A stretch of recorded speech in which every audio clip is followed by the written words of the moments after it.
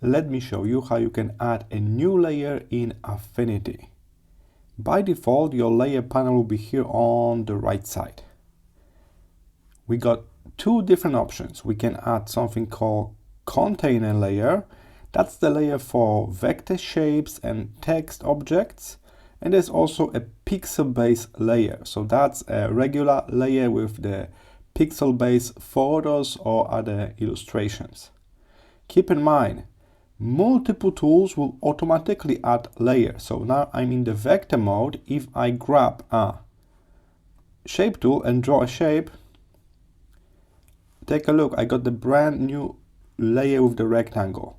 So I didn't add this layer manually, and that's the case for most tools. But of course I can click container tool and I got my layer 1 here.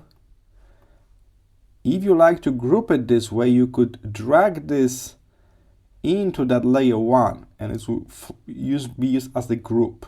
So some people like this workflow. It's similar to what they know from Adobe Illustrator, I guess. Just keep in mind, new layers will appear when you use tools. And those container groups are more like groups. Yeah, we can switch on and off. We can right click on that and we can duplicate or delete certain layers as well. All right, and then there's also a pixel-based layer. As you can see, it's got a different image here. And because layer 1 was selected, it's kind of the child of that layer, but I can just drag it out. All of those objects can be dragged out. Now I got 4 different layers in this document. Layer 1 is empty, and the pixel layer here is empty as well.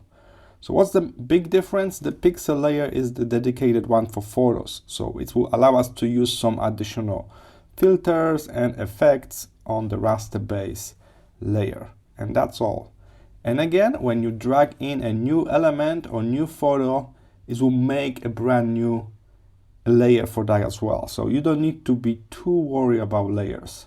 So layer selection on the right side, we can add a container layer when we can kind of use it as the group. We can actually use a group. It's like a folder when we can put layers in. Take a look. All right. And there's also a delete button, very handy one when you can quickly remove unwanted layers from the layer selection here. So that's how you can do it. You can add 2 different kind of layers, and keep in mind, usually the layer will be added automatically anyway. I hope this was helpful. See you in the next one.